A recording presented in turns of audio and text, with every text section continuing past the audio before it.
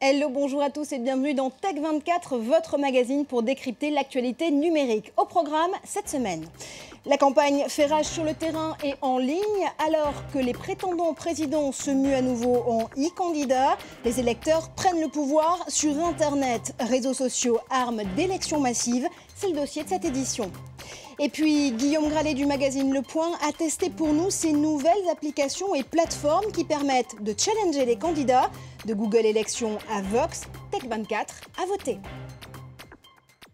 Mais d'abord, à quelques jours du premier tour de l'élection présidentielle française, la question n'est plus de savoir si les candidats investissent les réseaux sociaux, mais comment les électeurs s'en emparent pour peser sur 2012.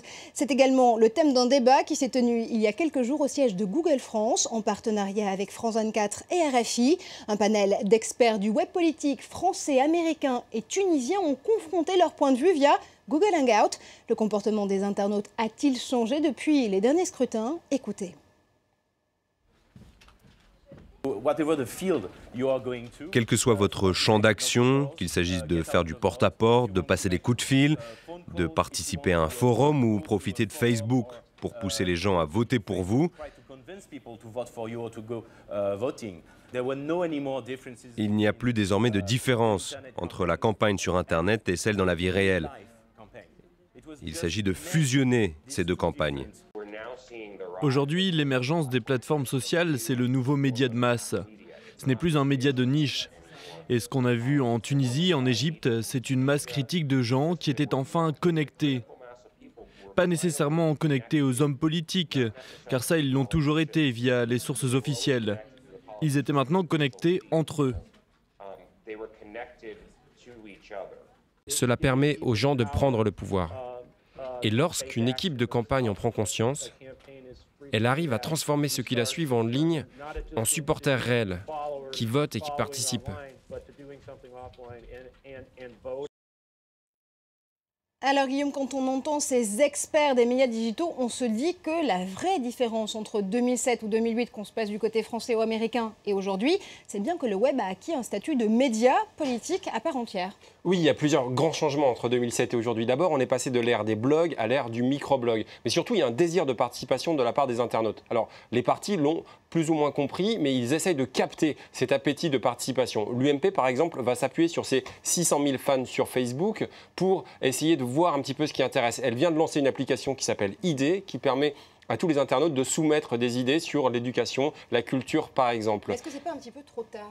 Ça vient un peu tard et pour l'instant, on n'a pas encore ce qui est arrivé aux États-Unis. Aux États-Unis, il y a une loi qui s'appelle Startup Visa qui a été initiée grâce aux réseaux sociaux, grâce à une action collective sur les réseaux sociaux. On n'a pas encore vu en France de véritable idée qui a émergé grâce aux réseaux sociaux. Une autre manière pour les internautes de s'exprimer qui est de s'approprier les données, les data, qui est un petit peu la matière première du discours politique. On a beaucoup parlé ici de la libération des données avec l'open data et ça va permettre par exemple à un internaute, j'ai vu ça en ligne, de challenger un candidat sur les transports publics ferroviaires en Ile-de-France par exemple. Eh bien, il va lui dire non, vous avez dit qu'il y avait tant de pannes, moi j'ai vu, grâce aux données qui sont libres aujourd'hui, qu'il y en a bien plus. En fait, tout ceci va permettre de l'empowerment, comme on dit en anglais, c'est-à-dire davantage de pouvoir de la part des internautes qui viennent maintenant titiller et parler d'égal à égal avec les candidats. Mais est-ce que finalement il n'y a que ça? Est-ce que c'est seulement le règne du média social qui fait que du coup l'internaute, qui est également électeur, se sent remis au centre de la campagne? Est-ce qu'il n'y a pas non plus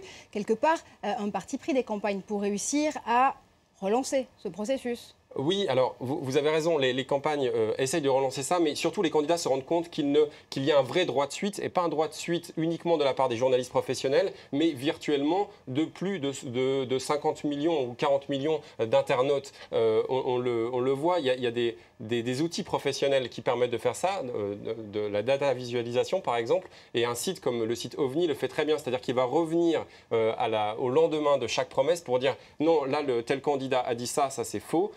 Par contre, il a raison sur cet aspect de la campagne. Alors justement, data visualisation, fact-checking, n'en dites pas plus, puisque dans un instant, on va tester ces nouveaux procédés qui rendent l'élection plus lisible. Tout de suite, Tech24.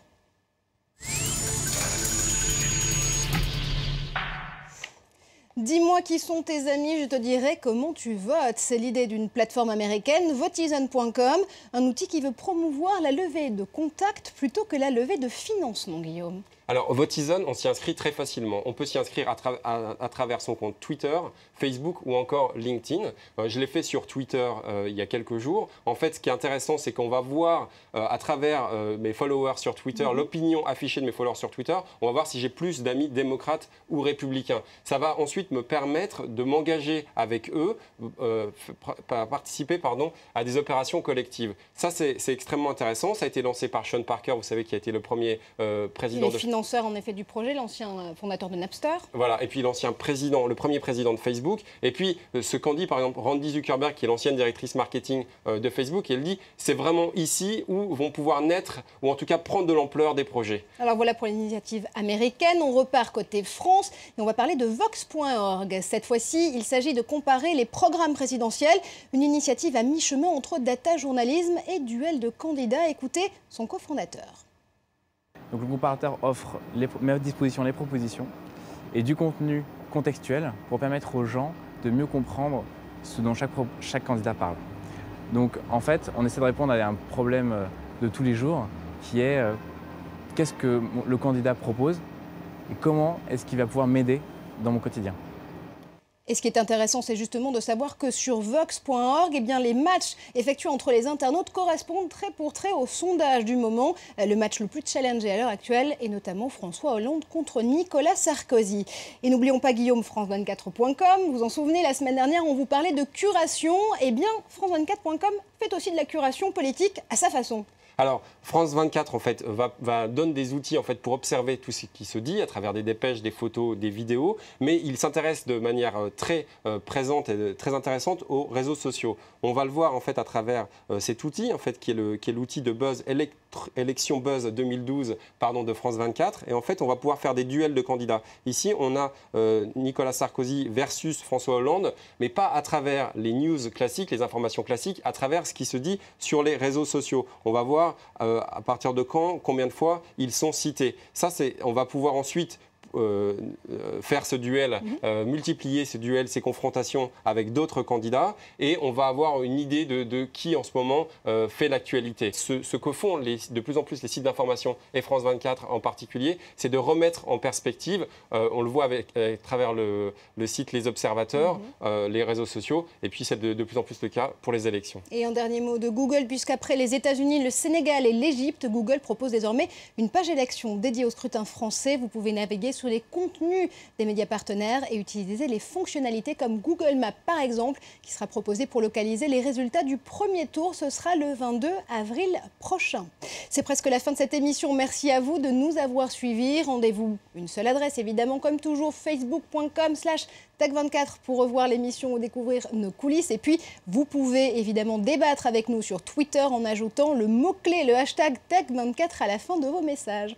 On se quitte avec un des détournements politiques favoris sur Internet. Ça s'appelle le mash-up. Et mash-up très particulier puisque c'est celui de Barack Dubs, ou comment faire chanter les tubes du moment à la cyber-star des présidents, Barack Obama. Après Born This Way de Lady Gaga, ces chirurgiens de l'image sont allés puiser dans les discours de l'internaute en chef pour y composer I'm Sexy and I Know It, le titre de LMFAO. Restez connectés, on se retrouve sur ce plateau la semaine prochaine.